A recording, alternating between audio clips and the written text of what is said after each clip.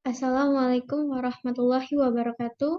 Perkenalkan, saya Syafitri Dian Retno dengan NIM C1C021086, mahasiswa Universitas Jambi, Program Studi Akuntansi Angkatan 2021.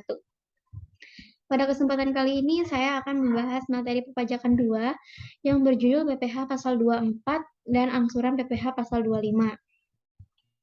Adapun materi yang akan kita bahas nantinya yaitu PPh Pasal 24 kredit pajak luar negeri, yang kedua mekanisme perhitungan PPh Pasal 24, yang ketiga persyaratan administratif pengkreditan pajak luar negeri, yang keempat PPh Pasal 25 orang pribadi, dan yang kelima perhitungan PPh Pasal 25.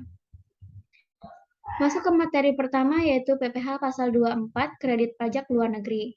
PPh Pasal 24 adalah peraturan yang mengatur hak wajib pajak untuk memanfaatkan kredit pajak di luar negeri untuk mengurangi nilai pajak terutang yang dimiliki di Indonesia. Sumber penghasilan kena pajak yang dapat digunakan untuk mendorong hutang pajak Indonesia yang pertama, penghasilan dari saham, yang kedua, penghasilan berupa bunga, royalti, dan sewa, yang ketiga, penghasilan sewa yang berkaitan dengan benda tidak bergerak, yang keempat, penghasilan berupa imbalan, dan yang kelima, penghasilan dari bentuk usaha tetap.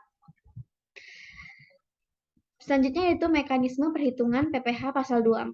Sebagai ilustrasi, PT Jaya Kencana tahun 2018 memperoleh neto di dalam negeri sebesar 35 miliar, dari luar negeri sebesar 10 miliar. Asumsi pajak di luar negeri adalah 2%. Total penghasilan yang tercatat adalah sebesar 45 miliar. Total PPh terutang yaitu 25% dikali 45 miliar yaitu 11 miliar 250 juta.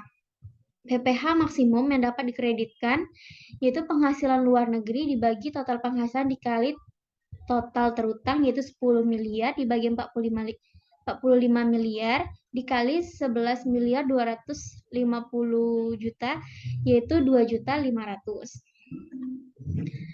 Selanjutnya yaitu persyaratan administratif pengkreditan luar negeri. Nah, wajib pajak yang telah membayar pajaknya di luar negeri, kemudian ingin mengkreditkannya di Indonesia harus menyiapkan permohonan ke kantor pelayanan pajak, yaitu laporan keuangan dari luar negeri, terus fotokopi SPT atau tax return yang dilaporkan di luar negeri, dan yang ketiga itu dokumen pembayaran pajak di luar negeri.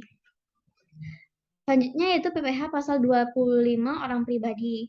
PPh Pasal 25 adalah angsuran pajak yang wajib dibayarkan setiap bulannya, guna meringankan beban pajak yang dihitung di tahun mendatang. Secara umum, besarnya angsuran PPh Pasal 25 dapat dihitung dengan mengkalikan penghasilan neto dengan tarif pajak yang berlaku. Kemudian hasilnya dibagi 12 bulan. Penghasilan neto harus dikurangi dengan penghasilan PTKP sebelum dikalikan dengan tarif pajak. Yang terakhir itu perhitungan PPh Pasal 25. Nah, tarif PPh Pasal 25 bagi wajib pajak badan menurut Pasal 17 ayat 1 huruf 2A adalah sebesar 25% yang dikalikan dengan penghasilan kena pajak atau PKP yang sudah dihitung sebelumnya.